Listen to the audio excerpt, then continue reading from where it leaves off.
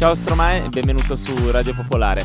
Dunque direi di iniziare a parlare subito di musica. La musica belga per noi italiani è qualcosa di un po' misterioso, non la conosciamo bene, anzi oserei dire che nella maggior parte dei casi non la conosciamo affatto.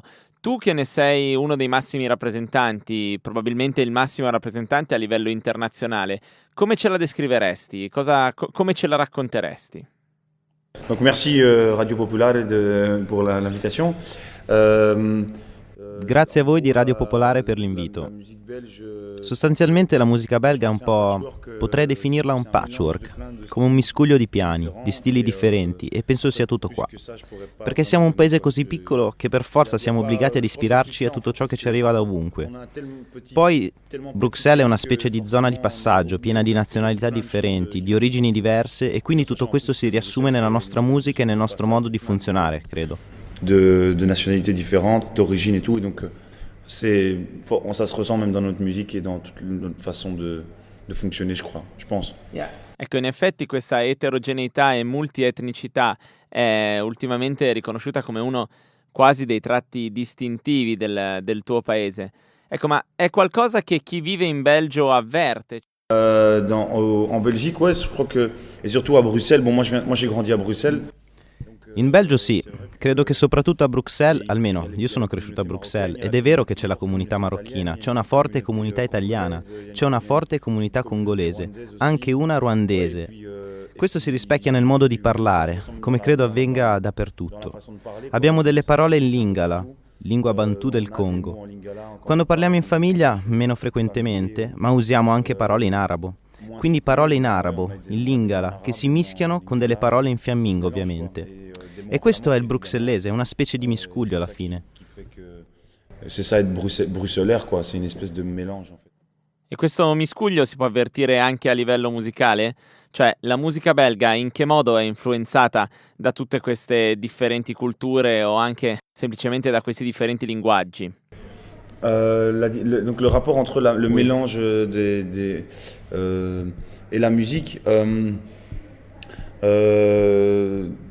Il rapporto tra il melting pot e la musica è divertente perché già da molto tempo che da noi esiste la definizione di zineke. Noi chiamiamo in effetti zineke qualcuno che è iper bruxellese. Uno zineke è un cane di razza bastarda. Ed è divertente perché prima ancora di tutta l'immigrazione, che sia marocchina, italiana o di qualsiasi posto, c'era già questa identità zineke. Non c'è fierezza di essere belgi. È questo che è molto speciale in effetti. E confesso che sono un po' fiero di questa non fierezza di essere belgi, che è anche paradossale, ma a grandi linee penso che questo si senta nella musica. Non so, nella mia in ogni caso sì, nel senso che nel mio album c'è una voglia di prendere tutti gli stili che mi interessano, tutti i musicisti, i cantanti, i compositori che mi interessano e di fare una specie di grosso patchwork, un mischione, e alla fine di fare una musica anche lei un po' zineke, quindi. Senza stile? Sì, veramente senza stile, in effetti. Tous les musiciens, tous les chanteurs, tous les compositeurs qui m'intéressent, et de prendre et de faire une espèce de gros patchwork, une mixture, et voilà, d'en faire de la musique un peu zineke aussi, donc sans style, ouais, vraiment sans style en fait. E il live come se la passa in Belgio? È facile esprimersi dal vivo? Ci sono sufficienti contesti che aiutano? Je crois que ça se porte plutôt bien.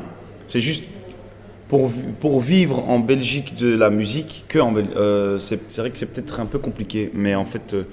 Penso che vada piuttosto bene. Vivere di musica in Belgio potrebbe essere un po' complicato, ma in effetti io non dovrei parlarne perché ha un successo piuttosto straordinario, nel senso proprio di non ordinario. Ma è un paese piccolo e resta un paese piccolo.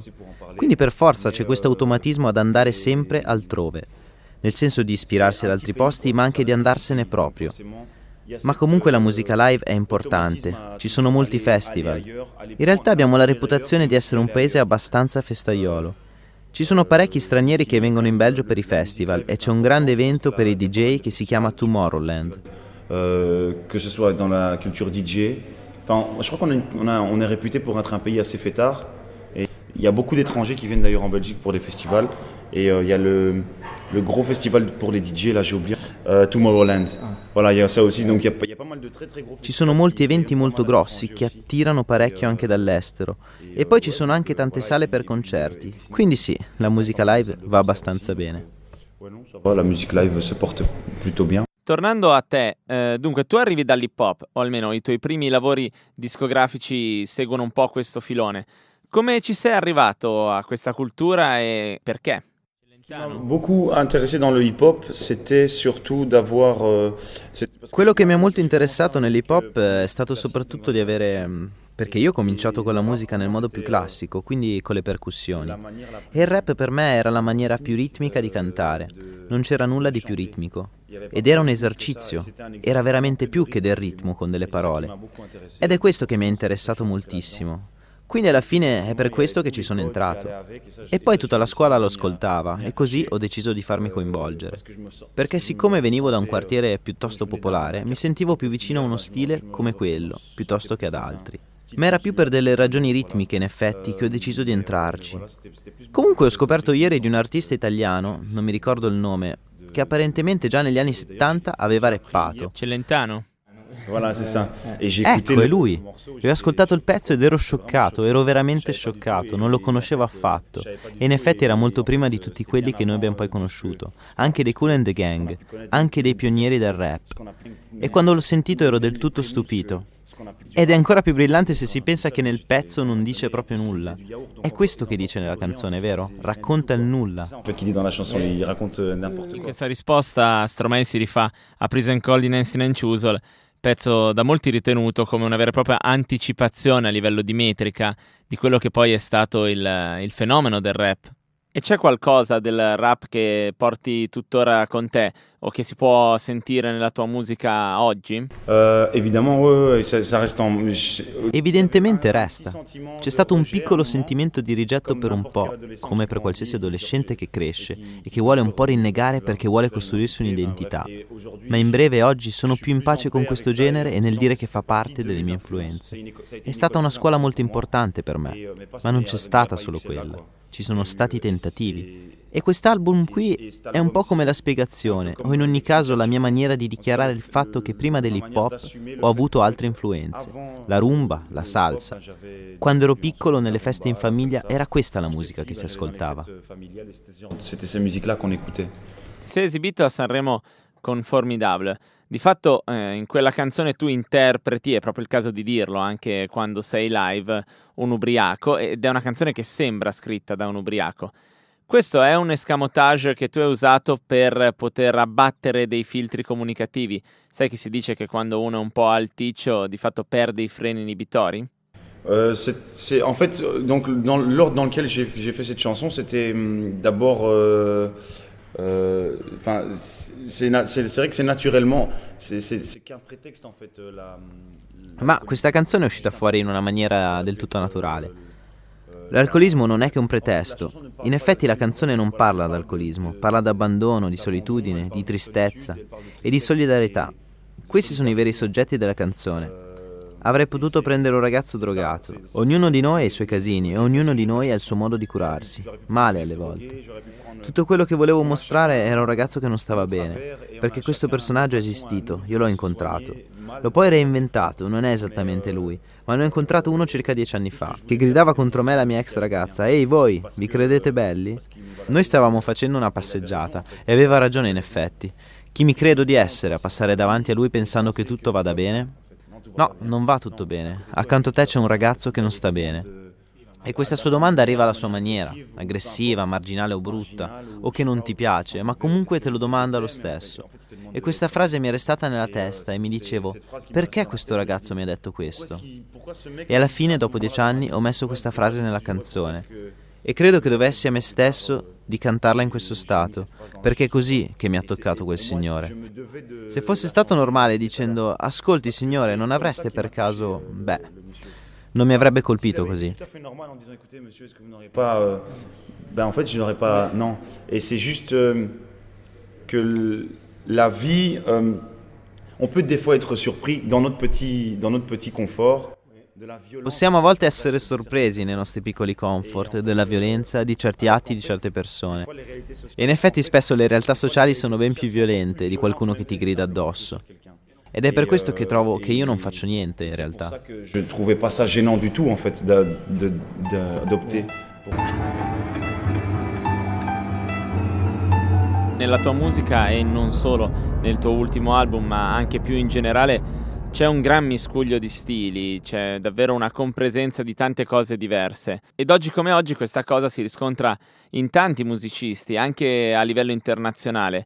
Tu pensi che si vada verso un elidersi dei vari generi musicali o insomma pensi che vadano scomparendo? Non, ça je pense, je peux pas prédire, je sais pas ce qui va se passer, mais j'ai pas l'impression, je crois que ce serait en fait. No, non penso. Non è una cosa che prevedo, non è quello che succederà. In effetti io credo che i generi musicali non esistono che dopo. Noi li inventiamo una volta che loro esistono, ecco. Non al contrario comunque. È un'etichetta che applichiamo a qualcosa che abbiamo già inventato. Ed è in questo senso che ho voluto lavorare per il mio disco. Nel senso che non ho detto l'etichetta esiste già ma non l'oggetto, facciamo così, ho già l'etichetta, ecco il mio album ha già un'etichetta, è un'etichetta così. Ma no! In realtà non lo so, non ne conosco ancora il colore, il valore. In questo senso penso che i generi esisteranno per sempre, perché ci saranno sempre dei giornalisti che gli daranno nomi, ci saranno sempre dei musicisti e che anche tra musicisti è importante parlarsi e capirsi. Io vorrei un club che suoni trap, come la trap music, vuol dire esattamente ciò che significa. Ma non per questo stiamo facendo della musica trap, sono solo termini tecnici per capirsi.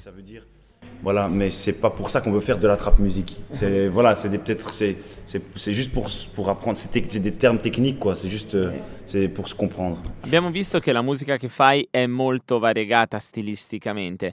E invece la musica che ascolti, cosa ascolta oggi Stromae? Alors qu'est-ce que j'écoute? En fait oui, donc j'ai entendu un mec qui s'appelle King Krul. Recentemente ho ascoltato un ragazzo che si chiama King Krul, un ragazzo che viene dall'Inghilterra. È super brillante e mi è piaciuto molto. Ha i capelli rossi e canta rock, ma allo stesso tempo balla come se fosse su della trap music. È molto speciale. Poi ce n'è un altro che si chiama Benjamin Clementine, anche lui inglese, che mi ha colpito molto. Piano e voce, ma è super impressionante il modo in cui canta e in cui interpreta. Non sembra quasi vero, è davvero molto speciale.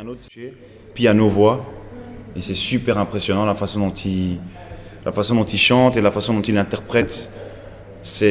On ne sait pas si c'est quelqu'un qui existe en fait, c'est vraiment très spécial, mais il est vraiment il m'a beaucoup touché. Qu'est-ce que j'écoute encore?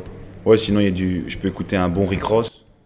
Se no posso ascoltarmi un buon Rick Ross o French Montana, qualche pezzo di French Montana.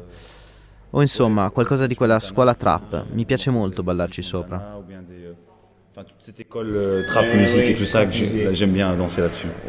Chiudiamo provando a parlare un po' di musica italiana, la periferia musicale d'Europa.